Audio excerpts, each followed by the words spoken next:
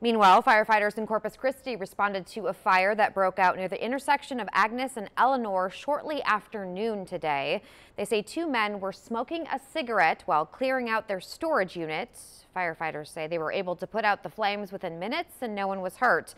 But this is another teaching moment about fires. It does not take much to start one, according to firefighters.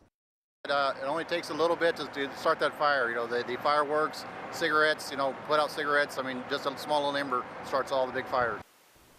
The fire only damaged the storage units a bit. Meanwhile, firefighters say they want you to make sure you put out cigarettes and fireworks completely before throwing them away.